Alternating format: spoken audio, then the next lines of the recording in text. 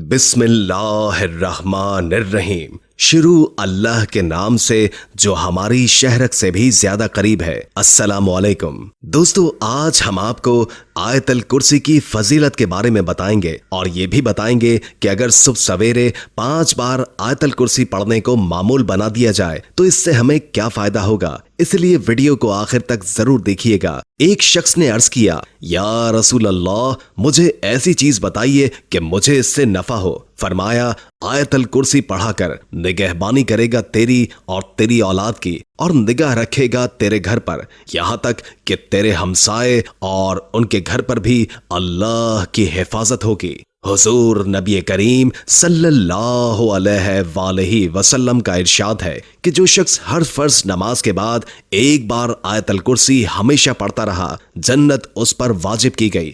جنت اور اس کے درمیان سوائے موت کے کوئی چیز حائل نہ ہوگی۔ کہ ایک شخص نے نبی کریم صلی اللہ علیہ وآلہ وسلم سے عرض کیا، یا رسول اللہ میرے گھر میں خیر و برکت نہیں۔ آپ نے ارشاد فرمایا کہ تم آیت الکرسی کیوں نہیں پڑھتے؟ آیت الکرسی کے بارے میں ایک اور کئی احادیث مبارکہ بھی ہیں جن سے ظاہر ہوتا ہے کہ اس میں کئی خواص اور برکات ہیں۔ حضرت ابو ہریرہ رضی اللہ تعالی عنہ فرماتے ہیں کہ نبی کریم صلی اللہ علیہ وآلہ وسلم نے صدقہ فطر کی حفاظت کا کام میرے سپرد فرمایا۔ ایک رات آنے والا آیا اور غلہ بھرنے لگا۔ میں نے اس کو پکڑ لیا اور اس سے کہا کہ میں تجھے نبی کریم صلی اللہ علیہ وآلہ وسلم کی خدمت اقدس میں پیش کروں گا۔ تو وہ کہنے لگا، میں محتاج اور عیال دار ہوں، سخت ضرورت مند ہوں۔ چنانچہ میں نے اسے چھوڑ دیا۔ جب صبح ہوئی تو نبی کریم صلی اللہ علیہ وآلہ وسلم نے فرمایا کہ ابو ہریرہ تمہارے رات کے قیدی کا کیا ہوا؟ میں نے عرض کیا، یا رسول اللہ اس نے شدید حاجت اور عیال داری کا واسطہ دیا تھا، اسی لیے مجھے اس پر رحم آ گیا اور میں نے اسے چھوڑ دیا۔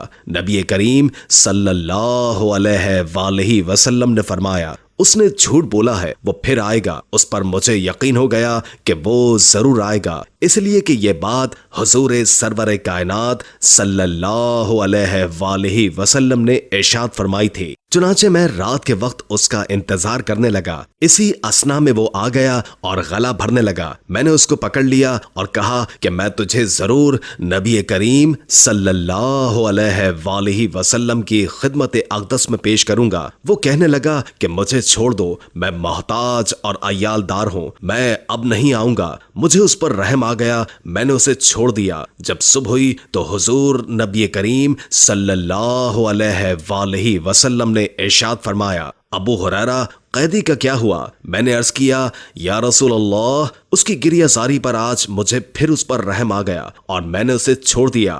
رسول اللہ صلی اللہ علیہ وآلہ وسلم نے فرمایا، اس نے تم سے جھوٹ بولا ہے، وہ پھر آئے گا۔ چنانچہ میں اس کا انتظار کرنے لگا کہ وہ پھر آ گیا اور غلہ بھرنا شروع کر دیا۔ میں نے اسے پکڑ لیا اور کہا کہ آج میں تجھے نہیں جانے دوں گا، حضور کے پاس میں تجھے ضرور لے کر جاؤں گا۔ وہ بولا، مجھے چھوڑ دو، میں تمہیں چند ایسے کلمات سکھاتا ہوں جن کے پڑھنے سے اللہ تعالیٰ تجھے نفع دے گا۔ وہ یہ ہے کہ جب تم سونے لگو تو آیت الکرسی پڑھا کرو، اس سے اللہ تعالیٰ تمہاری حفاظت فرمائے گا۔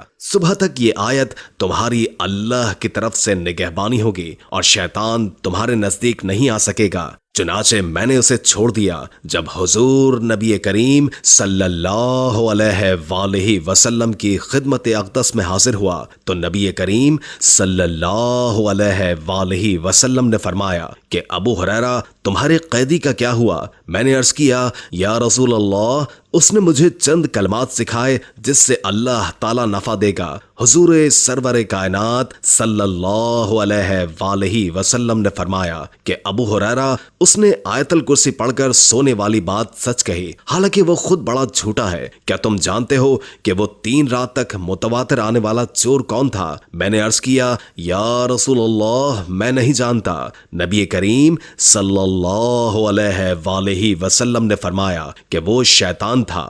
حضرت علی رضی اللہ تعالی عنہ کا ارشاد ہے کہ حضور سرور کائنات صلی اللہ علیہ وآلہ وسلم نے ارشاد فرمایا کہ کہ جس گھر میں آیت الکرسی پڑھی جاتی ہے شیطان بھاگ جاتا ہے اور 3 دن تک اس گھر میں داخل نہیں ہوتا اور 40 دن تک اس مکان پر سحر کا اثر نہیں ہو سکتا۔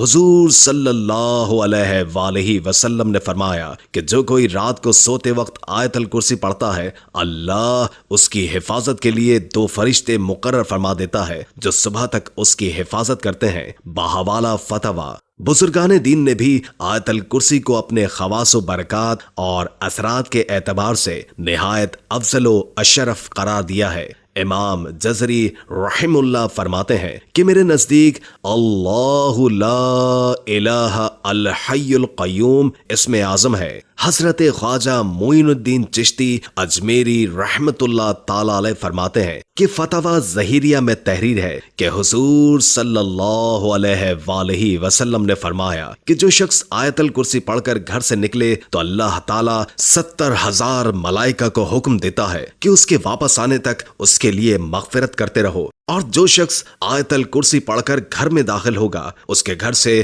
اللہ تعالیٰ مفلسی کو دور فرما دیں گے۔ آپ رحمت اللہ تعالی علیہ نے مزید فرمایا کہ میں نے جامعۃ الحکایات میں لکھا ہوا دیکھا ہے کہ بغداد میں ایک درویش کا ایک رات کا ذکر ہے کہ 10 چور اس کے گھر میں داخل ہوئے تو وہ درویش آیت الکرسی پڑھ کر کہیں گیا ہوا تھا۔ وہ چور سب کے سب اندھے ہو گئے۔ جب وہ درویش اپنے گھر آیا تو ان لوگوں کو دیکھ کر پوچھا کہ تم لوگ کون ہو اور کیوں آئے ہو؟ انہوں نے کہا کہ ہم چور ہیں، چوری کرنے آئے ہیں، آپ ہمارے لیے دعا فرمائیں، ہماری بینائی واپس آ جائے، ہم اس کام سے توبہ کرتے ہیں اور آپ کے سامنے اسلام قبول کرتے ہیں۔ وہ درویش مسکرائے اور کہا اللہ تعالیٰ کے حکم سے آنکھیں کھولو۔ سب کی آنکھیں کھل گئیں اور وہ بینا ہو گئے۔ سب نے اسی وقت توبہ کی اور مسلمان ہو گئے۔ حضرت بابا فرید گنج شکر رحمت اللہ تعالی علیہ نے آیت الکرسی کی فضیلت بیان کرتے ہوئے ارشاد فرمایا ہے کہ جس دن آیت الکرسی نازل ہوئی تو 70,000 فرشتے اس کے ارد گرد تھے۔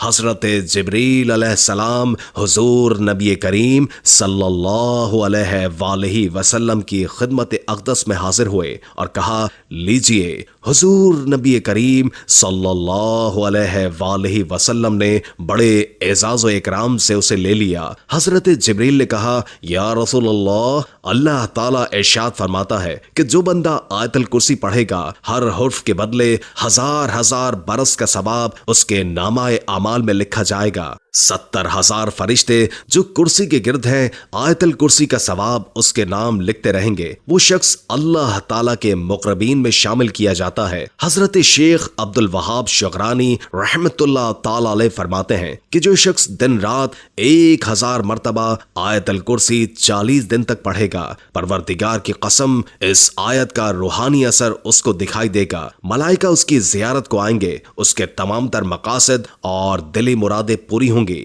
دوستو زندگی کا تجربہ یہ بتاتا ہے کہ اللہ تعالیٰ کی مدد جیسی کوئی مدد نہیں۔ مشکل سے مشکل صورتحال اچانک اپنا رخ بدلنے لگتی ہے، غیب سے اسباب پیدا ہو جاتے ہیں۔ بعض اوقات دماغ میں کوئی ایسی بات آ جاتی ہے کہ آدمی محسوس کرتا ہے کہ یہ اس کے لیے عالم غیب سے رہنمائی ہوئی ہے۔ بعض اوقات ایسی جگہ سے مدد پہنچتی ہے کہ جو آدمی کے تصور میں بھی نہیں ہوتا، لیکن یہ سب اسی وقت ممکن ہے کہ جب آپ اللہ پر کامل بھروسہ اور دنیاوی کاموں کے لیے دنیاوی اسباب اختیار کرنا اور جائز طریقوں سے ہر ممکن کوشش کرنا ضروری ہے، بلکہ ایسا کرنا اسلامی نقطہ نظر سے فرض پڑتا ہے، لیکن کوششوں کا انجام اللہ تعالیٰ کے ہاتھ میں ہے۔ وہ چاہے تو بعض اوقات معمولی کوشش بھی بارآور ثابت ہوتی ہے اور نہ چاہے تو انتہائی جد و جہد بھی رائگاں جاتی ہے۔ اس لیے ہر حال میں اللہ تبارک و تعالیٰ سے مدد کا طلبگار رہنا چاہیے، کیونکہ اللہ تعالیٰ ہی حقیقی کارساز ہے۔ دوستو خود سوچیں کہ یہ تو ایک آیت ہے جس کے پڑھنے کا اتنا اجر ہے،